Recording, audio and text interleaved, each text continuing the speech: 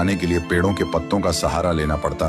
फिर भी थुंग थुंग ने कभी चोरी का सहारा नहीं लिया। एक दिन थुंग थुंग थका हारा श्मशान के पास बैठा था। शाम ढल चुकी थी और हवा में जले हुए लकड़ों की बू थी। तभी उसे मिट्टी के नीचे से हल्की सी रोशनी चमकती दिखी। वह धीरे से उठा और मिट्टी खोदने लगा। कुछ ही देर में उसे जमीन के अंदर से एक पुराना सा लोहे का घंटी वाला दिया मिला। जैसे ही उसने उसे उठाया, एक भारी आवाज गूंजी, जो भी इस दिए को जगाएगा उसकी हर इच्छा पूरी होगी, लेकिन बदले में उसकी सबसे प्यारी चीज चली जाएगी। थुंग थुंग का दिल जोर जोर से धड़कने लगा।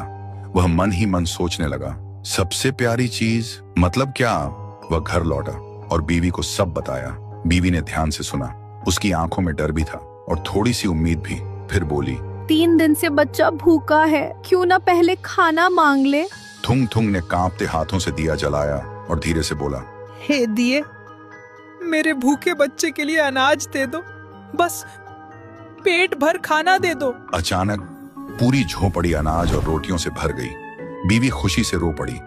लेकिन उसी रात थुंग थुंग ने देखा उसका बच्चा चुपचाप कोने में बैठा है और उसे पहचान नहीं रहा। सुबह तक बेटा उसका नाम भूल चुका था।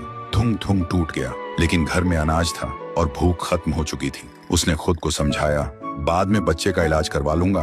फिर उसने सोचा, एक और बार इस्तेमाल कर लेता हूँ। इस बार उसने मांगा, हे दिए, पक्का मकान और दुकान दे दो। पलक झपकते ही टूटी झोपड़ी की जगह एक सुंदर पक्का घर बन गया और बगल में भरी हुई दुकान खड़ी थी।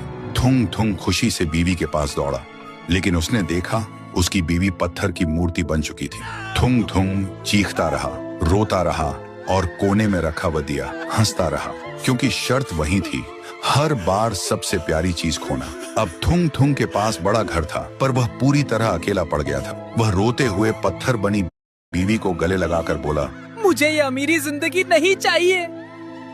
मेरी बीवी और बच्चे को पहले जैसा कर दे, भले ही हम भूखे रहें। दिए की हंसी अचानक रुक गई। एक तेज रोशनी हुई।